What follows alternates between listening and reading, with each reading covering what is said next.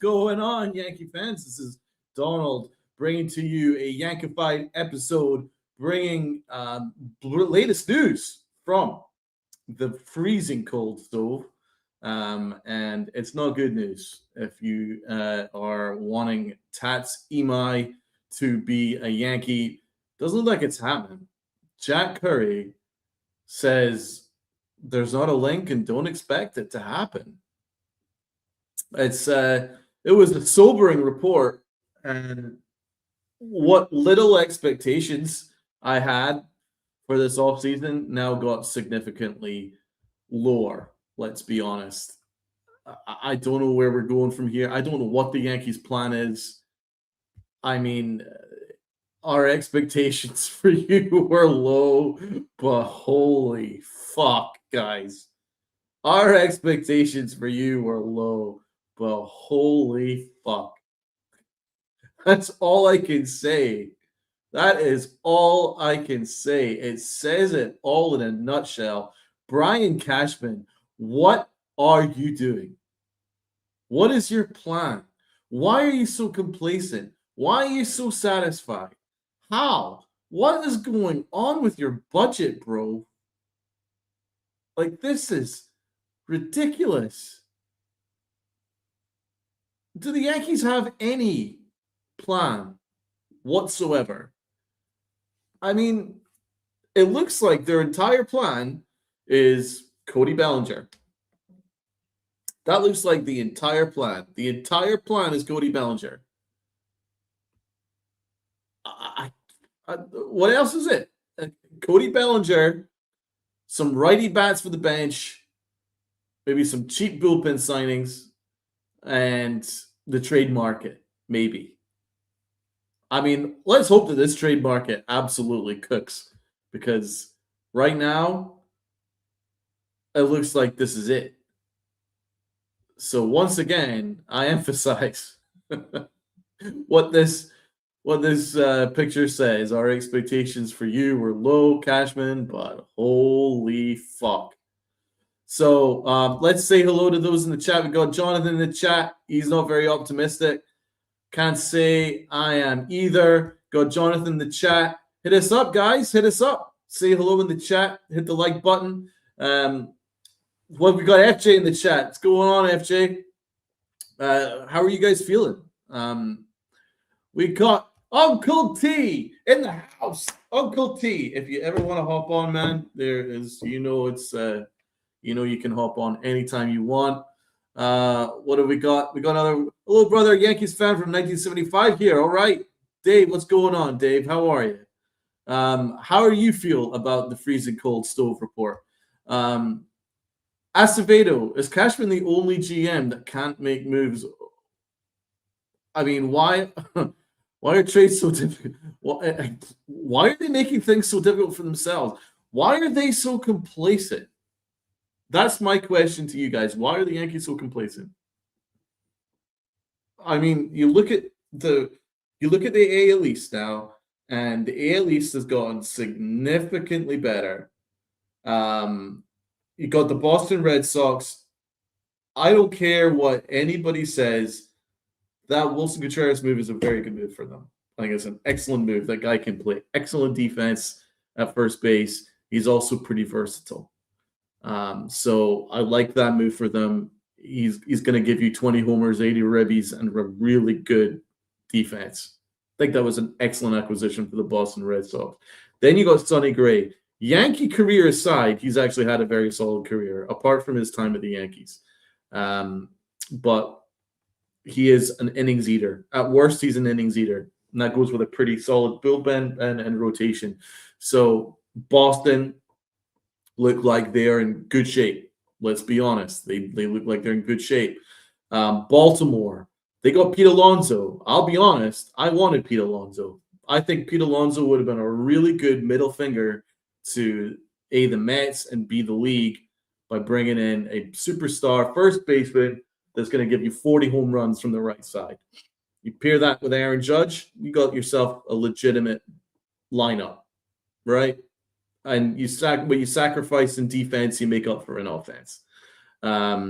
And then and you can make the argument, oh, but you'll clog up the DH spot. Well, the DH spot will be free in a year or two anyway when Giancarlo Stanton when his contract's up. So like there was a lane there, and for those wondering about Ben Rice, play him at catcher. That's his natural position. So I would have done that, but that's not what the Yankees did. That's for sure. Instead, they lied to us, saying that there's no righty bats available. Well, Boston and Baltimore have gotten 2 premier righty bats, so clearly there were some available, Brian. So, that aside, Baltimore have upgraded. And then you look at the Blue Jays, and the Blue Jays already absolutely destroyed the Yankees in the regular season, and then absolutely ran us over with a truck in the postseason. They scored like 34 runs or something like that in 4 games. It was a massacre. Yanks weren't even competitive in that series, not competitive. And they've now added to that team, a team that, by the way, was like an out away from winning the World Series. They've added to that by acquiring Dylan Cease. They added him to improve their rotation. And by all accounts, money is no object for them. Money is no object for them. But money is obviously an object for the Yankees. So when you look at it, can you really say that the Yankees are anything other than a 3rd, maybe 4th place team in the AL East? But we're hearing that Brian Cashman thinks that we right now, as constituted, even without Cody Bellinger, without any moves, with Yarbrough as a 5th starter, he's saying that he thinks that we can win the AL East for this team. He's out of his mind. Let's be honest. It's just delusional. This is not. How else could I word it other than if the team has gotten worse since October, and the team already failed in October, the team is now worse as it speaks right now, and you still think that we're better? It just sounds like you're delusional. Very disappointing to hear that, man. Like, obviously they're not gonna criticize the team that they built, but you also have to be objective, and I'm being objective. They are not a 1st place team.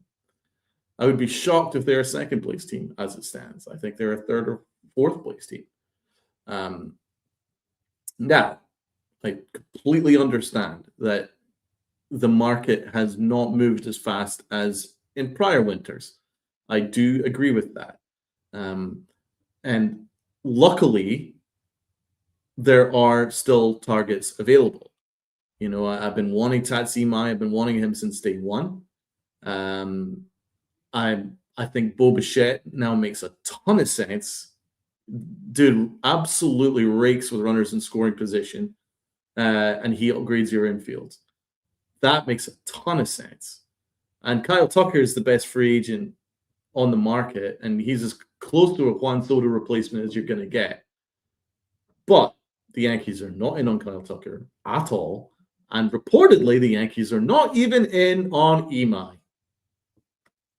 Wonderful. Wonderful. Go Mo in the chat. Mo money. Yankees are poor, let's face it. Exactly. What about Hal Steinbrenner crying poor? What a disgrace. David saying I'm very logical. Thank you, David. I really appreciate it. And welcome to the channel. I hope you enjoy our content. I'm really happy to have you join up our channel. Acevedo says people talk about Alonso defense, but he is on the top of picking up. Yeah, he's a really good at picking at first. So I completely agree with you. I think that was over. I think his poor defense is overstated. I would have absolutely loved to have had a team like Pete Alonso in there and a Ben Rice a catcher as an everyday catcher, and then he could also spell time at DH because you know that Stanton's going to miss 30 games minimum this coming year. So you know you're going to get plenty of at bats for Ben Rice. He can play catcher, he can play first, he can play DH. At least that opens up that the idea of him to play multiple positions. But it's now gone now. That's not even a question. The Yankees didn't even pursue Pete Alonso. So that's another free agent that they wasted.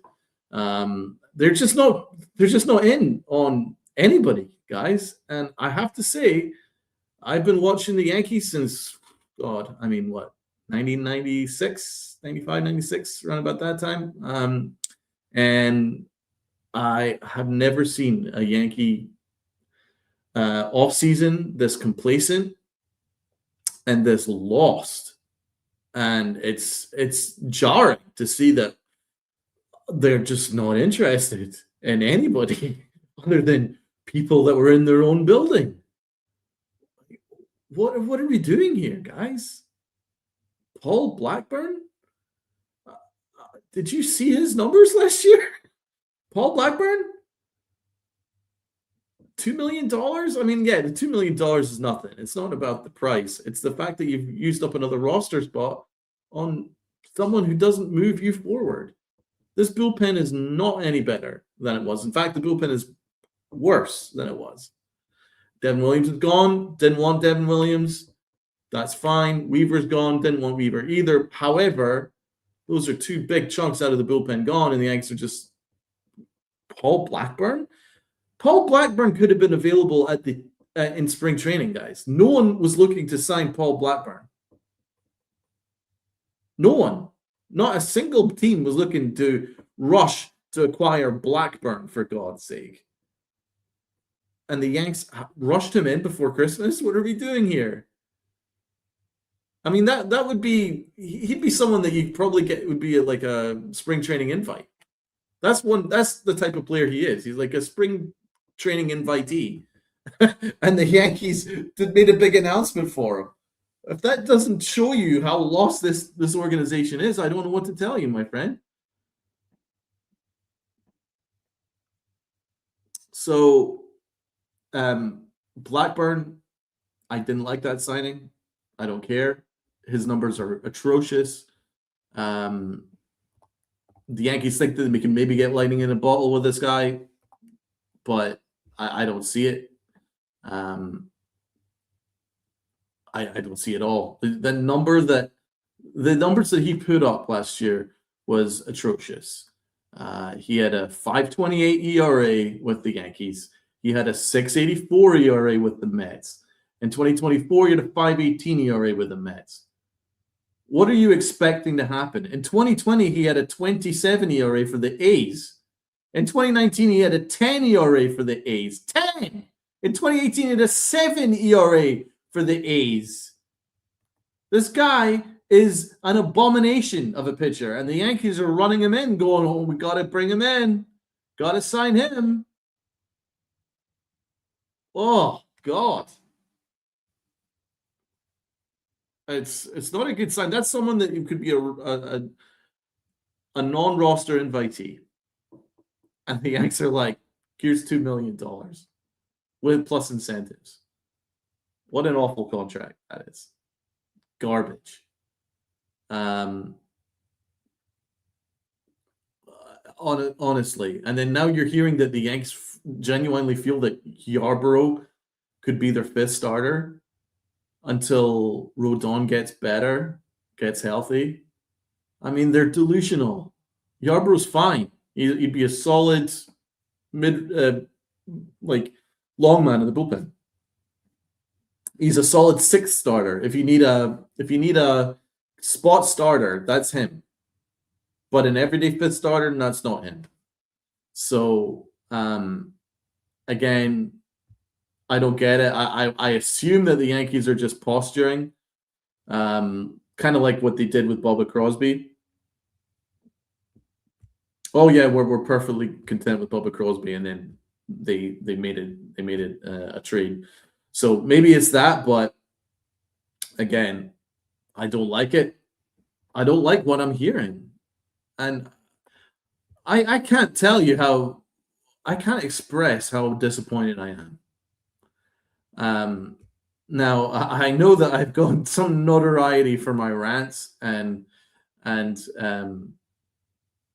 going off on the Yanks, but honestly, I would love to be positive with you guys. I would love to talk about exciting acquisitions I would love to talk about good things and that the Yankees are looking to win. And I can't lie to you. I just can't do it.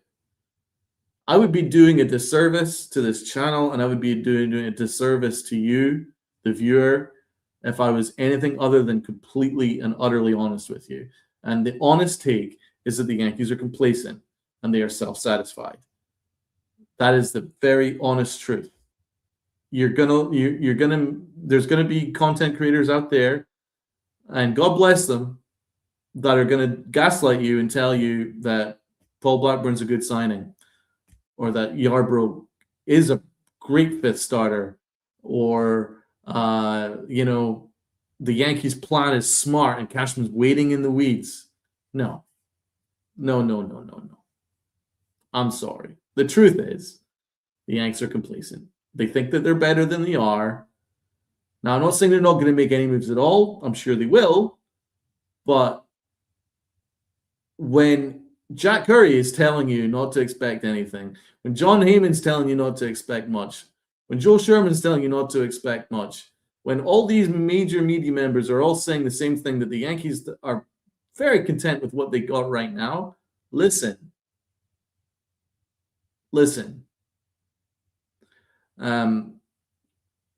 Because that pretty much tells you where the Yankees are at right now.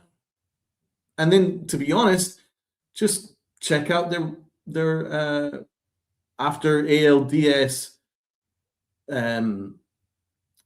mollification that they took off the Blue Jays.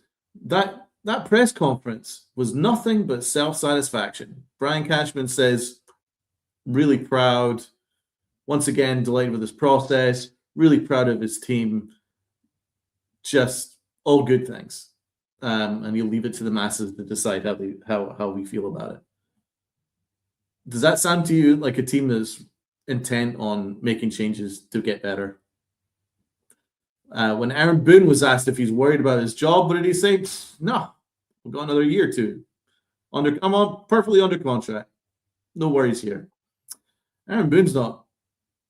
Aaron Boone's in no urgency. Brian Cashman's no urgency either. And Hal Steinbrenner's telling you about what he owes to the city of New York. So I would be doing a disservice to you guys if I was to tell you that there's good things happening right now. This is really disappointing. And it's just quite stark, because I was thinking, it wasn't all that long ago. It was 2 Octobers ago when Juan Soto hit that defining home run to send us to the World Series. And it made me realize that was as good as it got. That was as good as, we didn't know it at the time, but that was as good as it got. That was a great moment. It was a moment that I'll certainly remember, because that was one of the greatest at-bats I've ever seen. And he hit that towering home run to send us to the World Series. And basically every day as a Yankee fan since has been completely miserable. They embarrassed themselves in the World Series. Don't let anybody tell you otherwise. They embarrassed themselves in the World Series. In a World Series they should have won. Now, I'm not saying they were the better team. They weren't. But the Dodgers did not play particularly well. And if the Yankees just played like a competent ball club, where they weren't shooting themselves in the foot and they weren't mismanaged and they weren't throwing the ball all over the infield, there's a very good chance that the Yankees would have won the World Series. And then that was a sliding doors moment, because, I think Juan Soto would have come back to the Yankees had they won the World Series. They didn't. We lost Soto. And then since then, it's just been Band-Aids. Williams, 1-year deal. That was a Band-Aid. It didn't work. He's gone. Cody Bellinger, essentially a 1-year deal. Now, a 1-year trade. He's now a free agent. I still think he'll probably come back, but still, it was a Band-Aid. Goldschmidt, 1-year deal. He was about 40 years old. He gave you a little bit of something, gave you nothing second half of the year. He's now not got a job. Band-Aid. So that's how the Yankees approach things. last year. So listen, this past year, I didn't really have any expectations for them, and that's how it turned out. So I look back at that time and I think, damn, that's like the sliding doors moment for me because since then it looks like there's no excitement around the corner that I could see. Cody Bellinger coming back is not going to make me excited. That's just running it back, right? But then when you think about what the option is if he doesn't come back, then you're really wondering where they're going to go. So I mean, it's a tough look. The Yankees are waiting on Cody Bellinger. That's it. All right, Uncle Ted. Oh shit, positive Donald. You can't fool me, bro. All right, Tats knows me very, very long for a very, very long time. We've been doing this for about 6 years, and he's not seen me overly positive. However, that's the Yankees' fault. That is not my fault. I want to be positive. We've got Jonathan in the chat saying Blackburn signing should show they aren't spending on a big contract. Exactly. I agree. I completely agree. I think that tells you everything. What else have we got here in the chat? Acevedo, I do agree with you here. Cody is not worth over $145 million. Sorry, exactly. I think that's where we're at. I came across some rumors that the Yankees and Bellinger are matched with the AAV, but not the years. And that will be the telling negotiation. We got John the Beagle Dad in the chat. John the Beagle Dad was the first person to post once he heard that Donald was doing a Yankified. So I do appreciate John the Beagle Dad's support of the channel and the show. So Merry Christmas to you, John. Let's have a look at some of these tweets here. Yankees only bring back Cody Bellinger on their terms, says Jack Curry. Also, don't believe Imai signs with the Yankees.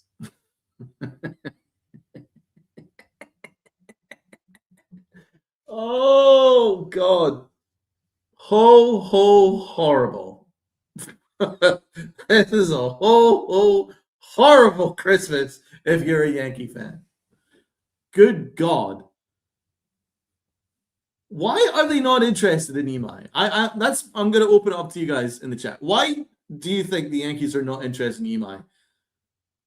I don't see a downside to signing Imai. What is the downside to signing Imai?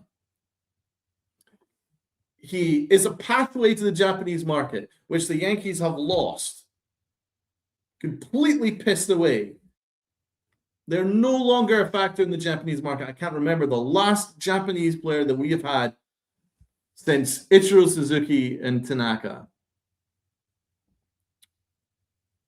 The Yankees, Kuroda as well, but that was years and years ago, and the guy was ancient. The Yankees are no longer involved in the Japanese market, and it is shameful, right? Absolutely shameful. So that signing would get you back in that pathway. It would make a huge market interested in you again. And how is that a bad thing? For Hal Steinbrenner, who is only worried about the bottom line, he does not give a flying flamingo what the Yankees do, win or lose. He doesn't care, right? Don't let him tell you otherwise. He does not care. But he does care about the bottom line. Surely that would help. Surely acquiring Imai would help the bottom line because the Asian market will be interested in you again. Now, not to the same extent of obviously the Dodgers, but at least you'll have more Japanese eyes watching the Yankees again. Because now all those Yankee hats that were being worn in Tokyo have now been replaced by Dodger hats. And that is a huge market. That Japanese market is huge. And so if you open up that pathway, then future Japanese free agents who could potentially be stars would at least be paying attention to you again. There's no downside to that. If he isn't very good, then at worst he's going to be a fourth or fifth starter. I mean, you're not asking him to be an ace. You've got an ace. You've got two. You've got Fried and you got Garrett Cole. So the only downside is that maybe it'll cost them a chunk of money. The Yankees have a chunk of money. They've spent $0 on an outside free agent. $0.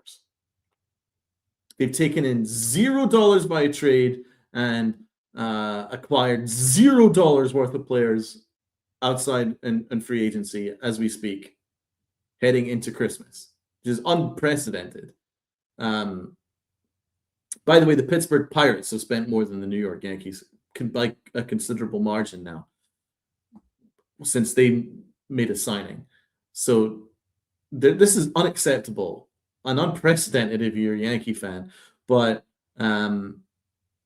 there's no downside to being interested in Imai. And Imai's a good pitcher. I don't get this. I do not get this.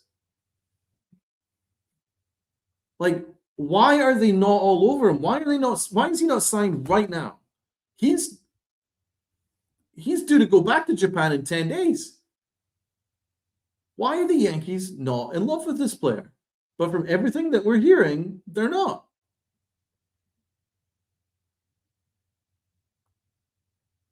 I can't believe it. Honestly, I think it's just disgraceful. And you look at Imai's numbers in Japan, man. He's a heck of a pitcher. Why are they not all over that? He had a 1.92 ERA last year. 2.34 ERA the year before that. This guy's a good freaking pitcher, man. He had 178 strikeouts and just 45 walks in 163 innings. 178 strikeouts in 163 innings. Why are the Yankees not all over that? Have you seen some of those swing and misses? He makes batters look stupid over there in Japan. And the Yankees don't think they can work with that? Or are they cheap? So once again, I ask you guys, why do you think that Jack Curry is saying that the Yankees are not interested in Imai? What's the downside? What do you think that they're doing? Are they going to pivot and they're focused on a trade? I don't understand why Imai is not the priority. All he's going to do is cost dollars. I don't get this, man. I really don't. David asked if Hal sends scouts to Japan, or is he too cheap? I mean, if you read the latest rumors, the Yankees international scouting situation is a mess. So I can't say I'm overly surprised, but I just don't understand why they're not all over this. I don't understand why they are not hot in negotiations for him. FJ says Imai is a Boris client and Cashman doesn't want to overpay. Jonathan says the reason is the Yankees don't care about winning. They care about not paying extra taxes. That I completely agree with. You're spot on. David says it's a joke. It is a joke. You're spot on. It is. It's an absolute disgrace. Cashman doesn't want to overpay. It's funny when you're saying, you don't. When you even think about the Yankees worrying about overpaying when they've spent nothing. I mean, there has to be some middle ground here, right? Acevedo, Imai's slider is nasty. As a former pitcher myself, can't record watching a slider running away from a batter. as fast as he does that. Exactly. It runs away. He's got this kind of like a gyro ball that just drops off the face of the earth and at a high velocity. And he looks good. He's got a really nice, smooth motion. And he's also got the kind of attitude that you would want. He wants to beat the Dodgers. He doesn't want to just join the All-Star team. He actually wants to beat the All-Star team.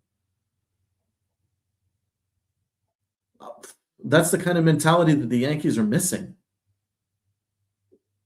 They're just so complacent. Remember what Hal Steinbrenner was asked? What he liked about last year's team? You know what he said? The camaraderie. What is this? The Boy Scouts? The camaraderie, guys. This is competitive sports. And he's the thing that he liked about the Yankees last year was they all got along. Well, that's great, Hal. 2 thumbs up. Let's all hand out some ice creams with extra sprinkles for that. They all got on well. Oh, how nice. How sweet. How adorable. I mean, I don't care. Give me a team that hate each other. Give me a team that hates each other over a team that all gets along and loses. Because that's at the end of the day, that's all that matters. They all got along, they all loved each other and lost. Right? The 72, 73 A's won 3 consecutive World Series and they hated each other. Absolutely.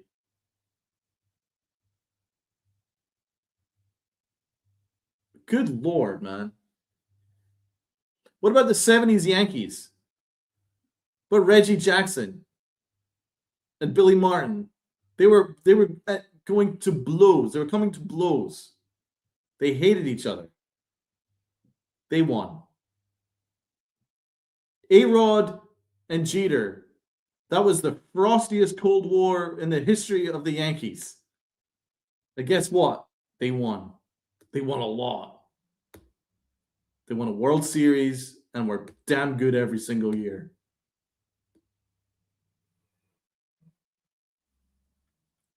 So I do not care if everyone gets on and everybody is friends with each other and everybody likes their Instagram stuff. I don't give a flying fuck. Couldn't care less. Couldn't give a fuck. I only care about winning or losing. And the Yankees lost last year. So I can't believe that Hal Steinbrenner said, loved our camaraderie. That's an embarrassing thing to say. And that brings me to the next point that I wanted to bring up. The Three Stooges. Here they are. Brian, Hal, and Eric. Okay, guys. So this is the Three Stooges Award. Who deserves more coal in their stocking, right? Hal Steinbrenner, Brian Cashman, Aaron Boone. So let's bring all 3 to the docket, right? And we're going to decide who deserves the most coal in their stocking. Because no one is getting any gifts. None. None of those 3, right? Nobody deserves any gifts under their Christmas tree this year. Not at all. What an abysmal 2025. Absolutely shameful, right? So who deserves the most coal? And I'm going to bring each guy to the docket. We'll start with Aaron Boone, right? Aaron Boone, Mr. Well, what did he do? He didn't do anything. He managed poorly in the postseason. He oversaw 6 weeks of some of the worst baseball you will ever see over the summer and tanked the division. He played Jazz Chisholm out of position, which set Jazz back. all to cater to DJ LeMahieu. That made no sense at the time. This is all the things that he did in 2025. He over relied on Williams to be a closer, despite him clearly showing that he couldn't close. Kept coming back to him, kept blowing saves, and he still didn't come around to the fact that they needed to make a change there. He gaslit us all and told us that Anthony Volpe was elite, in fact, effing elite, and that he doesn't want to live in a planet where Anthony Volpe is not the Yankee shortstop. He said all these things. So these are all the crimes of Aaron Boone. And Aaron has since been asked if he's talked to Imai. He said no. He was asked if he's even talked to Cody Bellinger, and he said no. So he's not even speaking to anybody. So he doesn't. He apparently said he doesn't feel the need to call. He leaves it to the Yankees to do whatever they want to do, and he obviously doesn't care. He says he's under contract. Great. So Aaron Boone, that was Aaron Boone's season for you. And then, listen, made a bunch of mistakes in the postseason, and they got completely obliterated. So that was that. So that was Aaron Boone for 2025. I think he definitely, if you were to give him a grade out of 10, I think you'd probably earn 3 out of 10 for the season. Now, Brian Cashman, this is probably, this is a much longer list of crimes, I have to say. So if I was to rate it, I would definitely say that Brian Cashman deserves a hell of a lot of coal. And a lot of it came from his actual fact that he, what was his biggest crime last season? He went into the entire first half of the year without a third baseman. That was a pretty big criminal offense, especially with Alex Bregman sitting there in free agency, and you didn't think to sign him. So there's certainly that one as a crime over 2025, but he had a very good trade deadline. I'm not going to say otherwise. He had a great trade deadline, so that certainly earns him some kudos. And this press conference where he said that he'd leave it up to the masses to decide what the opinion was over the season, but he was delighted with it, was a red flag. The lack of communication between him and Aaron Boone over Anthony Volpe, for me, was a red flag.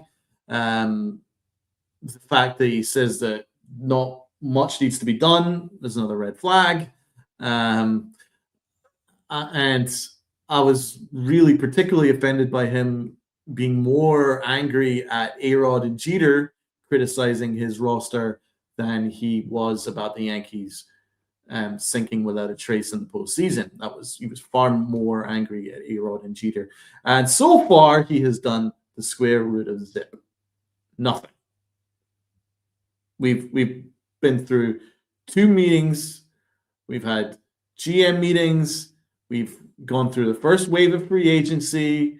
And he has sat and he's done absolutely zip. That is pretty egregious. Pretty egregious. So that's his crimes. And then finally, the Hal Steinbrenner crime. Well, the Hal Steinbrenner crime, last year he said it's very difficult to be an owner of the Yankees with the Dodgers around. He said that, and I quote. And then this year he's topped it off by saying, I owe $100 million to the city of New York. What about me? We don't make that much profit, blah, blah, blah. I'm poor. Please feel sorry for me. Meanwhile, there's a homeless epidemic in the United States, especially in the West Coast. Prices the price of living is sky high universally. And people are working 3 jobs, right? And Hal's like, but what about me? Help me, I'm poor. Honestly, that was one of the most disgraceful and disgusting things I've ever seen. Ever seen. Not just from a Yankee owner. Forget that. From any owner. You're expecting sympathy? It's like, please pay me to come to, you're gonna pay to go to the stadium hundreds of bucks a turn to go to the stadium. Yet while you do that, I'm gonna say don't expect much because I'm poor. Is that not one of the most insulting things? It was genuinely insulting. And so anything that he said afterwards, such as, oh, I would love to lower payroll. That was another insulting thing to say. But um, the most insulting thing was that he basically intimated, please come to the stadium, please pay outrageous amounts of money for food, merchandise, and to sit and watch a mediocre product. Please pay through the nose for that. But while you do so, please think of me, your Yankee owner, who's so poor. I owe such and such to the city of New York, and it's very hard. It's hard to be a Yankee owner. Yeah, it must be. It must be so difficult to be the most profitable franchise in baseball, to be the single biggest franchise, winningest franchise in all of sports, to earn $700 to $800 million every single year in a bad year, and that's more than any other team. It must be really hard to be the owner of the Yankees. So yeah, really must be hard. All you have to do is spend about 30% of your income on product on the field. It must be really hard, dude. Yeah, my heart goes out to you, man. Honestly. I don't even know how you can afford heating. How can you afford pizza at night, Mr. Billionaire Hal Steinbrenner? What a freaking insult. What a freaking insult. Um, I mean, if that didn't insult you guys, then I can't tell you what would, because that is a really insulting thing for an owner to say. So that's it. Those are the three crimes, right? From the Three Stooges. We had Aaron Boone, who mismanaged the roster, but they still won 94 games. And to be fair, I didn't see a world championship roster there anyway. So did Aaron Boone have the worst year? No. Did he have the best year? No, he never does. Was he the biggest criminal? No. I think he probably did an okay job. He is who he is. Is he a good leader? No. Is he a good manager? No. But is he the biggest criminal of the Three Stooges? Absolutely not. So I personally am moving him off the list. It's now between Brian Cashman and Hal Steinbrenner. Who deserves the most coal in their stocking? I have to say that I personally am giving it to Hal Steinbrenner. I think Hal Steinbrenner had the biggest criminal year. Because when you look at the grand picture of things, Brian Cashman had a pretty damn good trade deadline, and he had a pretty good offseason. The Cody Bellinger trade was an excellent trade. You can't say it wasn't. It's a very good trade. Now, do I want us to extend him? No, probably not. But it was a very good trade at the time. Good pivot. Max Fried, great signing. Can't hate on it. And Williams was a smart trade. It just didn't work. So that for me, and then also acquiring a really good closer in Bednar. So I think that although he's complacent and he's arrogant and he's incredibly smug and self-satisfied and self-serving and is not doing a great job as GM of the Yankees, certainly not good enough. I have to say that the biggest criminal of the three was Hal Steinbrenner for crying poverty and clearly inhibiting the Yankees' budget and clearly inhibiting the Yankees' plans in free agency. Um, and it's really made life difficult because there shouldn't be a budget. Of course, there shouldn't. They should be able to have as much money as they want to sign Imai, to sign Kyle Tucker, sign Pete Alonso. They should. They're the Yankees. Why not? Why the F not? Bo Bichette, bring us in. Why not? All areas in need. But instead, Hal Steinbrenner is like, I'd love to lower payroll. What about these small market teams? And that's the ironic thing. He's like, he's thinking about small market teams. Well, a small market team in the Pittsburgh Pirates is having a better offseason than you, bro. I have to say, I think Hal Steinbrenner is the worst of the three. It's close, but that's my opinion. What about you guys in the chat? Where do you lie on it? John the Beagle's dad says he is insulted by the Three Stooges. I am insulted by them too. Who do you believe is the worst culprit? I think David is saying that Aaron Boone might be the worst. Donald, Boone is bad. No fundamentals at all. No reprimanding at all. Weak ass. Bro, I completely agree with you. He is a horrifying leader. He's an awful leader. He projects no confidence. He mismanages the bullpen. He generally mismanages the roster. And he doesn't hold anybody to account, and the fundamentals are a joke. Always caught off the bases, doing stupid things, throwing the wrong base. Oh my God. If you've seen the kind of rants that I would go on regarding his fundamentals during that year, I mean, trust me, I do not like Aaron Boone as a manager. As a person, I think he seems like a really nice guy. As a manager, I think he's weak. And it's kind of embarrassing. He says things like, "Oh, I got bullied by an umpire." I'm sorry, I can't have that as my manager. That's an awful look. And then when you're even asked in free agency, "Hey, have you called such and such?" or "Hey, what are your thinks or what are your thoughts?" and he's like, "I'm under contract." Does that sound like someone who's that locked in? No, not at all. So I am not a fan of his. But if you compare him with Hal and Brian Cashman over this past year, I would say he's probably the least of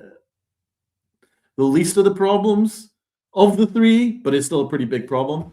Brian Cashman, another criminal move that he made was a $22.5 million misallocation of resource to Trent Grisham. Completely lampooned our offseason. It was an awful move. Miscalculated it. They thought they were going to be smart. They thought that he was going to take a long-term contract elsewhere. They did not expect him to extend.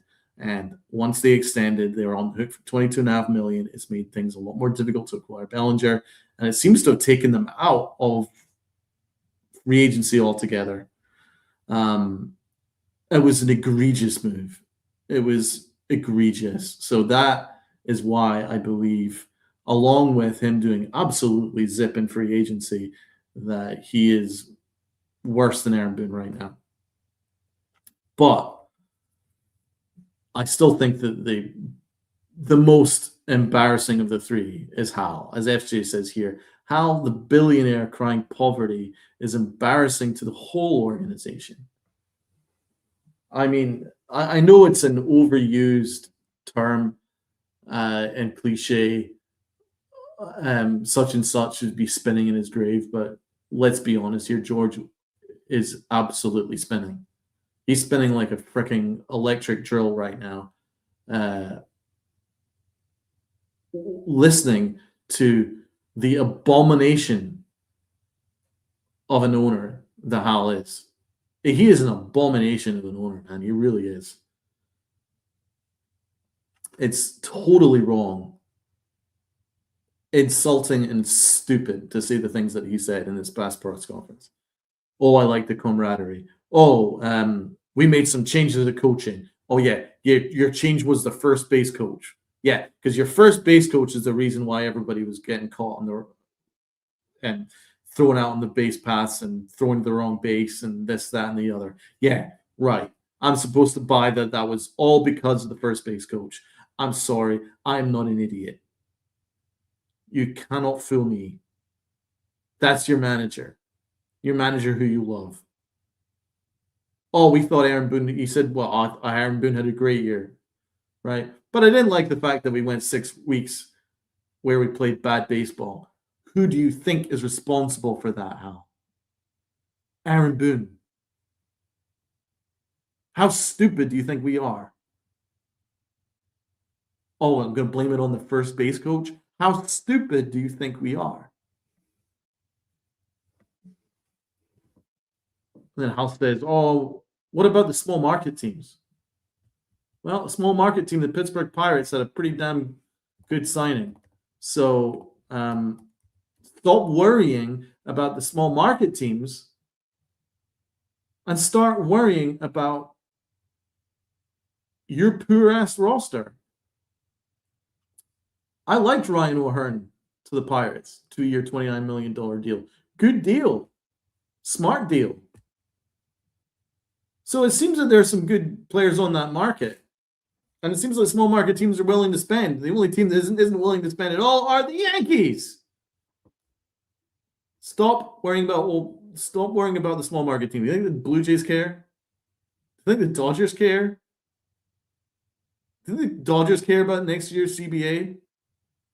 Do you think the Blue Jays care about next year's CBA? No. They want to get better. They want to win.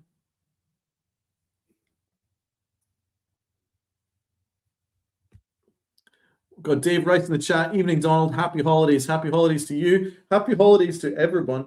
Big up to those in the chat. Hit the like button. If you haven't done so, hit the sub button. After the fact that you can hit the hype button as well. This all helps the algorithm. We are looking to continue to grow this channel. Really great year for the channel. Record year, tons of subs, some really good shows. And, it's been a pleasure to work with Sports Wire Radio as well.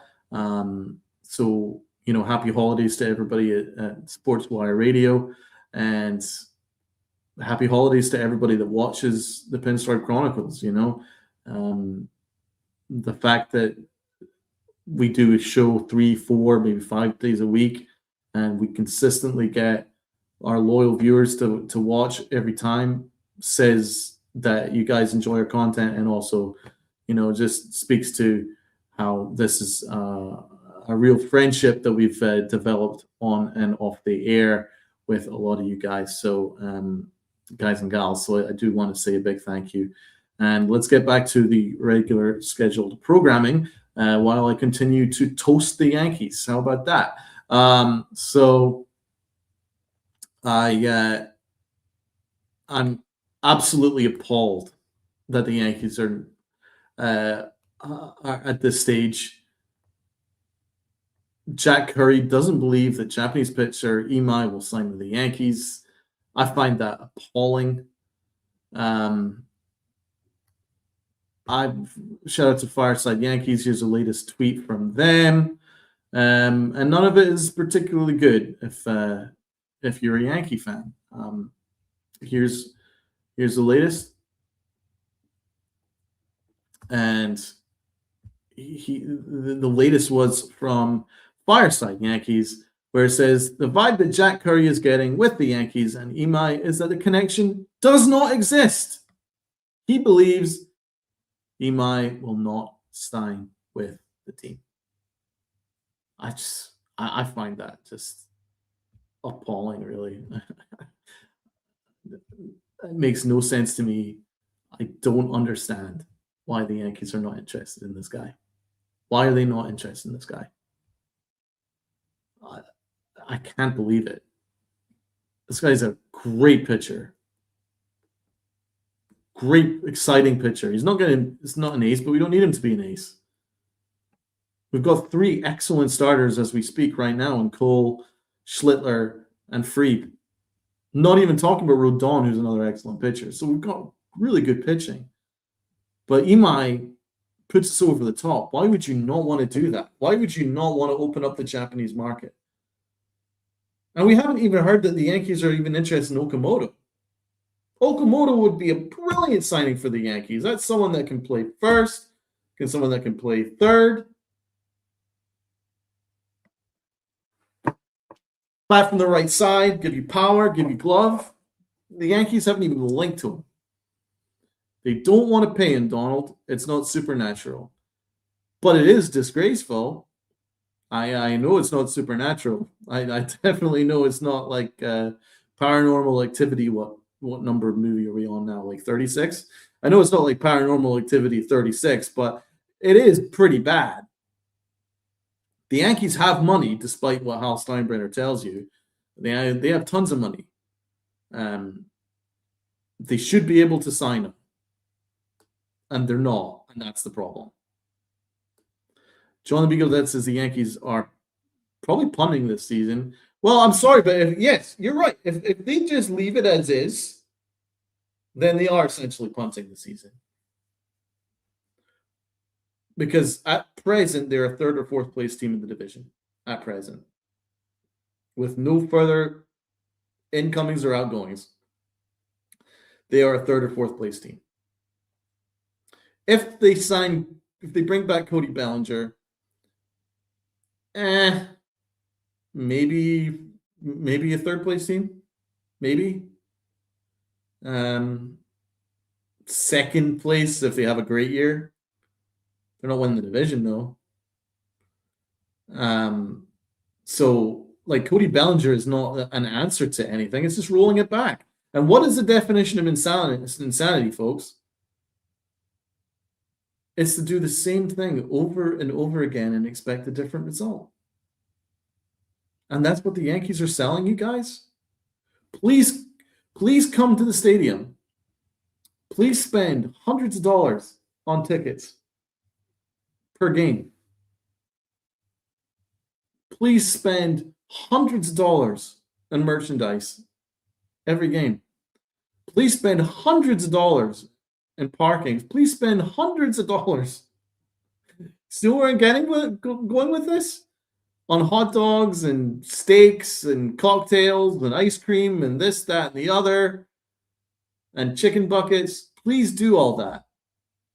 Please spend over $1,000 a time at the stadium.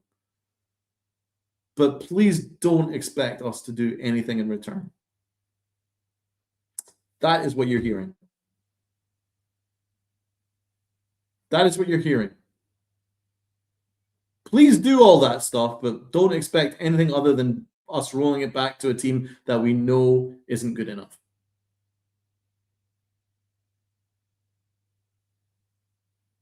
That is what they are selling you right now. And I'm telling you, on this platform, that is BS, and we shouldn't accept it. Unfortunately, there is still a section of this fan base that loves it and think that it's perfectly acceptable. It isn't acceptable. Believe it or not, the Yankees are an organization of excellence. They are not an organization of mediocrity.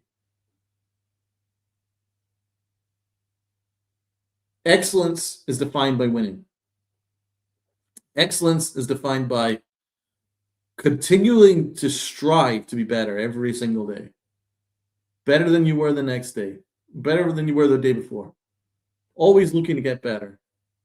Every offseason, every marketplace, get better. If you ain't doing the job, you're out. We'll bring in someone that is. That is excellence. Never giving up. Well said, John the Beagle Dad. That is excellence. That's what the Yankees used to be. And it's not about being a historian. It's not about being a boomer fan. Oh, remember the 90s. It's not. And it's just, that is what the Yankees were. In fact, since the 1900s, all the way up to about 2022, 2023, by and large, minus a period here and there, the CBS years, the Yankees have been an organization defined by excellence. No other organization has our world championships or our legendary players. Now, we are an organization defined by mediocrity. It's sad and it's not acceptable. Brian Cashman is telling you with a straight face that if they did nothing right now, they're fine. And then he's going to try and tell you that if they did sign Cody Bellinger, that's a great signing, and then they're going to go all the way for a World Series. It just shows how much the Hal Steinbrenner wants a champion. BS.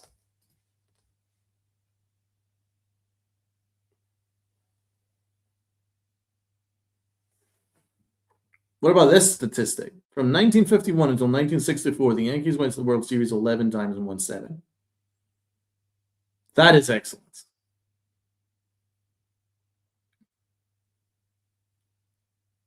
What about 1996? Won the World Series. 1997, playoff team. 98 was the greatest team in the history of baseball. Won the World Series. 1999, won the World Series. 2000, won the World Series. 2001, went to the World Series.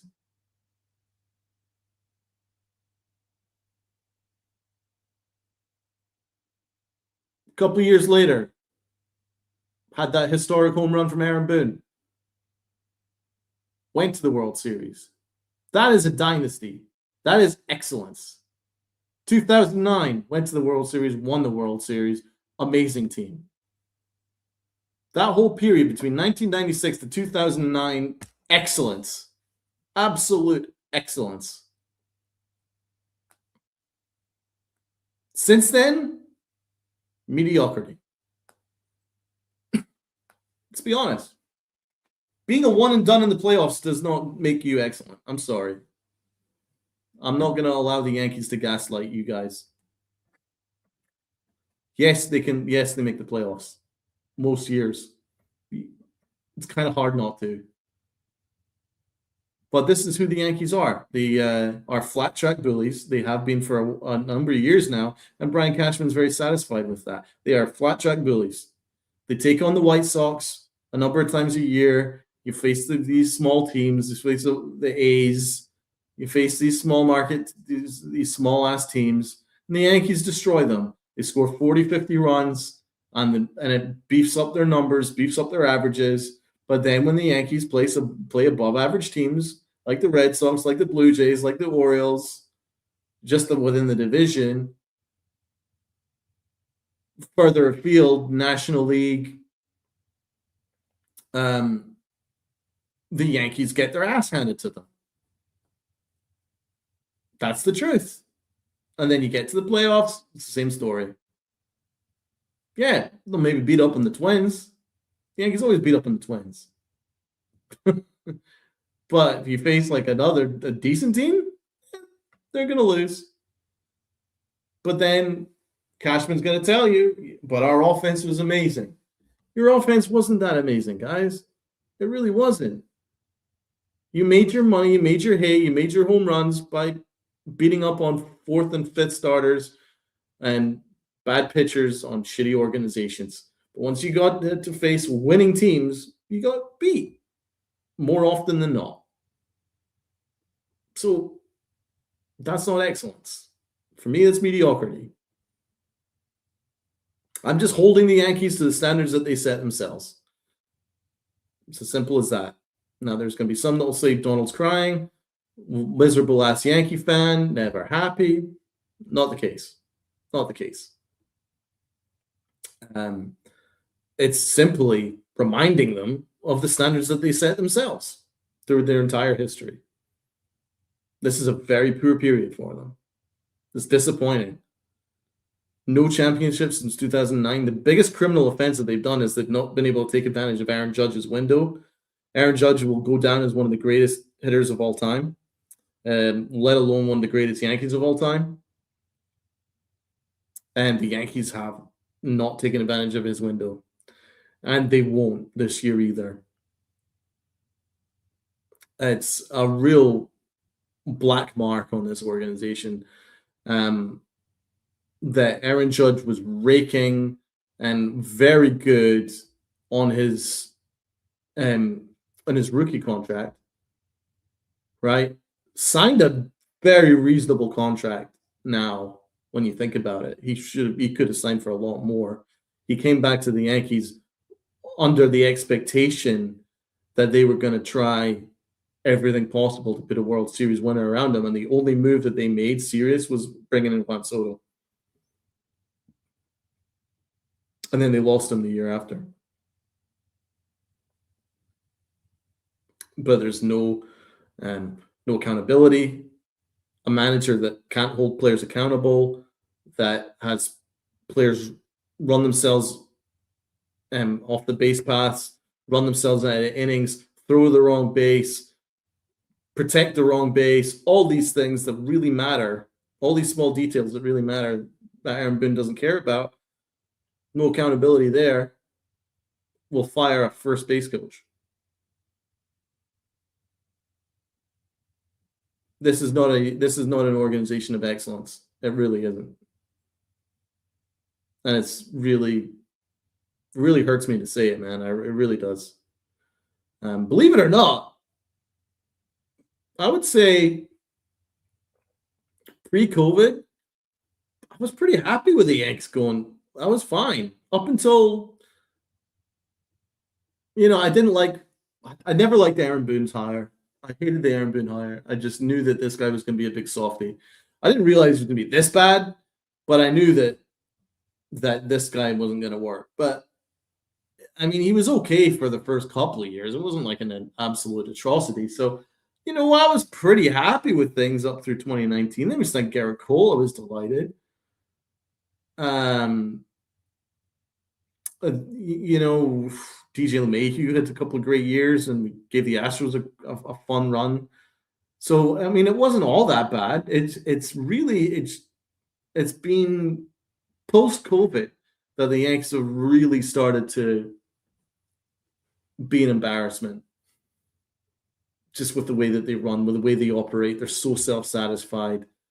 They're acting cheap when they're not. And their standards are dropping like a stone, man. And it's getting harder and harder to be optimistic. I want to be optimistic. I want to tell you guys, we're going to be a playoff team. We're going to be a great team. We're going to do this. We're going to do that. I cannot lie to you. I do not know what the Yankees are doing. When you're hearing rumors that they're not even interested in Imai, that's pretty embarrassing. You don't know who they're going after. Cody Bellinger looks like is holding up their entire offseason.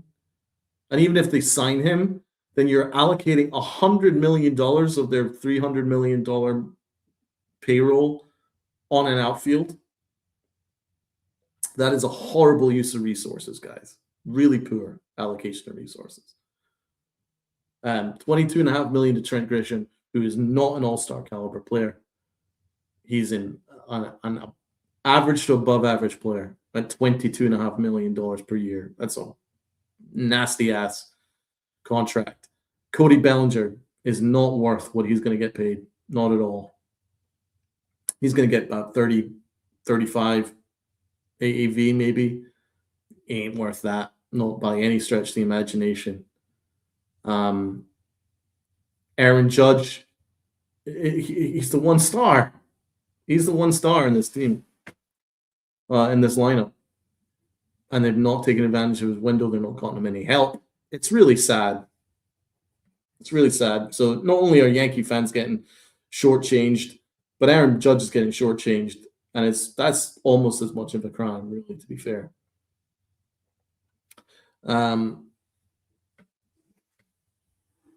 It's a good point here. Don't believe that Fried can give us another career year for him in terms of starts and innings pitched. He's already pushed too hard. It's a good point. That's actually a very good point. You're not guaranteed Max Fried to have exactly the same years he had last year. He has had an injury-prone career. Same with Cody Bellinger, by the way. But yeah, Max Fried has had some injuries. He gave you an unbelievable year, and we couldn't take advantage of it. Just too many excuses, really. I mean, well, I'll be honest. I think that this is still a roster that is good enough to win to play in a wild card game. I'll say that. I think it's okay for 89 wins at present without any acquisitions. 87, 89 wins. I think it's enough for one of the last wild card spots. But I can't tell you anything other than that, and I can't tell you that they're going to do anything other than that, unless they make some real changes. But they just look like they're self-satisfied, and that's a real bummer. To be honest, it's a real bummer.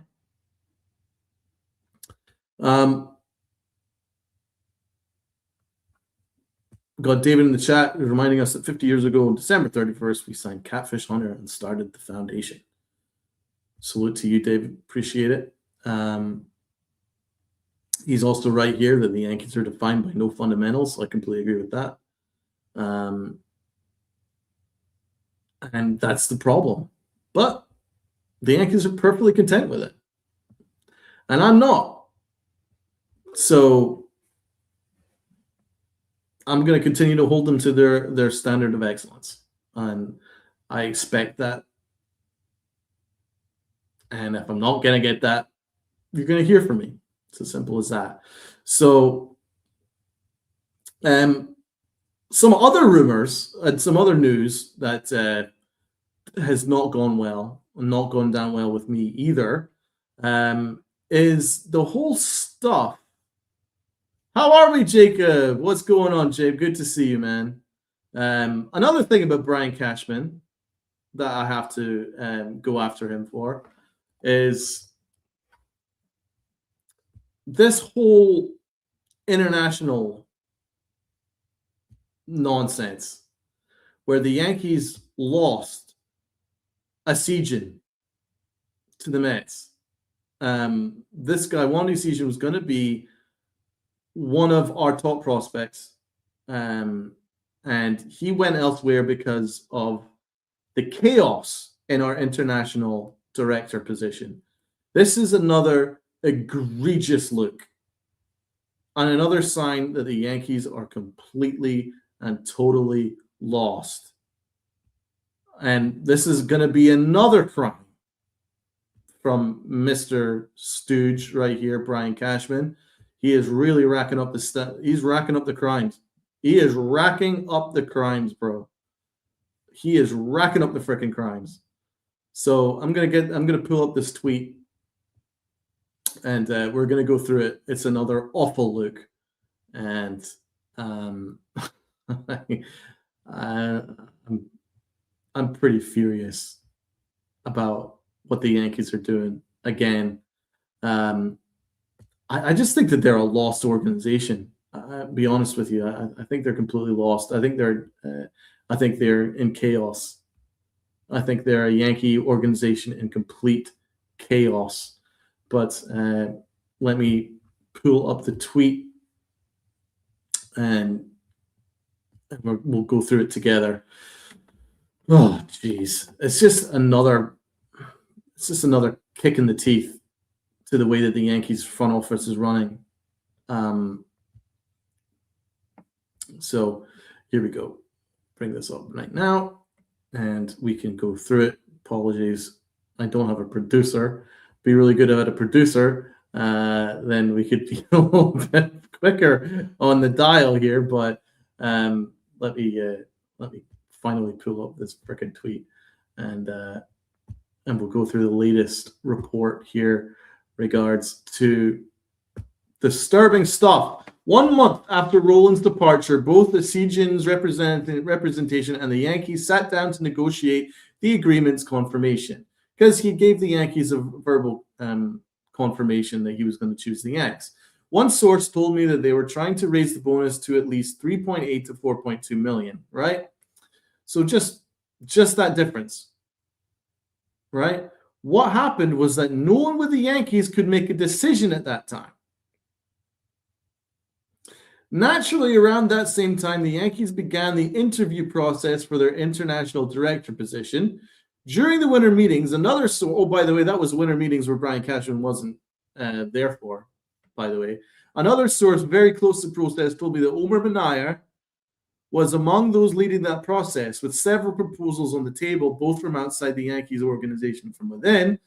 With the lack of key figure to lead the confirmation of pre-agreements, that's because Brian Cashman wasn't there, combined with other teams on the outside applying pressure and having available budget for the 2025-26 class, the perfect storm was created for the 6-foot shortstop, a proven elite bat, to return to the market and showcase for other teams and sign inevitably for the Mets. How is this a good look for the Yankees? And no one is talking about this. So let the Pinstripe Chronicles and the Yankified podcast be one of the very few podcasts to point out the problems that is going on within the Yankee front office. They are a mess. Without Brian Cashman, there is a lack of leadership. Omar Minaya, his only task was to make sure that you got a season to sign on the dotted line. He failed. Then what is your job? You're the senior advisor, and you failed. You failed to bring in an elite prospect. You failed. That was your only job, and you failed. Brian Cashman, you failed. You could not be present enough to get the job done. You failed. You fired the international director before a season could sign on the dotted line. You failed. Now, I'm not saying a season's going to turn into the next freaking all-star. I'm not saying that. We don't know. But when you let elite talent just slip through your grasp just because you can't seem to agree between $3.8 and $4.2 million of a bonus, then you're lost. If you can't get a international free agent to sign because there is nobody with any leadership or seniority that could do it, then you were lost. Brian Cashman, he wasn't there in the winter meetings.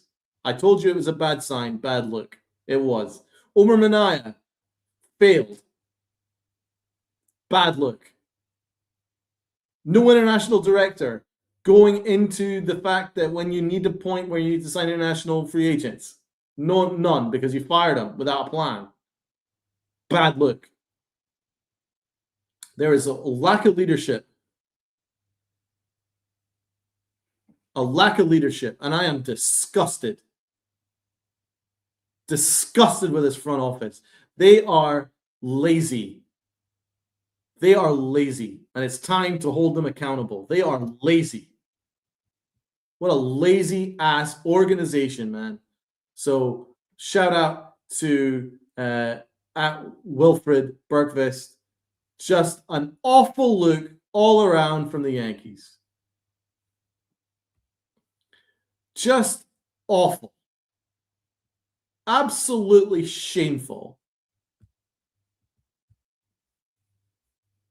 Anybody else as pissed as me for that?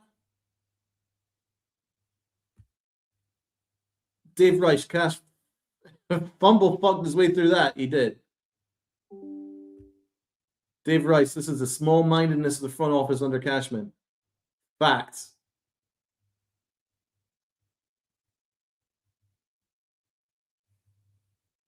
It's absolutely a shameful look.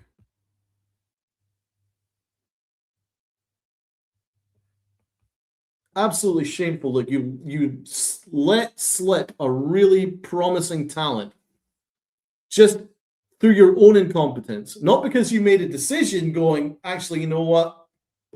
He's not our guy for the future. You can go test free agency. No. You lost him because of your own incompetence, because Brian Cashman wasn't there to hold Omar Minaya's hand. Omar Minaya sucked his Mets GM, by the way. Brian Cashman has to hold his hand to get that guy signed over the line on bonus money. What, the Yankees don't have the money for bonus money? What are we doing here as an organization? Where is the front office? Where is the leadership? Where's our manager? Where's our general manager? Where's his assistant? Where's our international scouting? Where's our international director? Oh, he was fired without a plan. This whole thing is a mess, guys.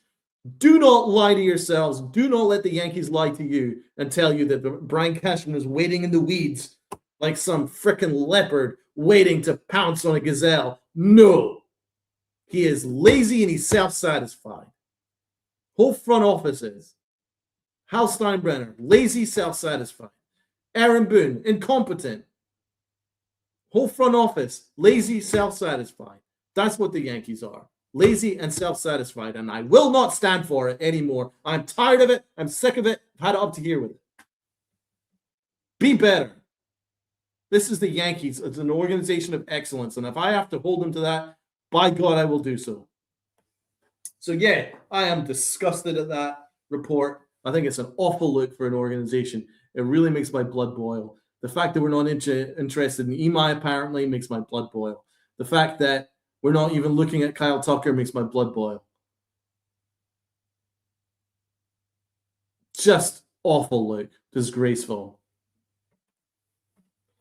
Aaron Boone is who he is. But Brian Cashman, you are one smug son of a bitch, bro.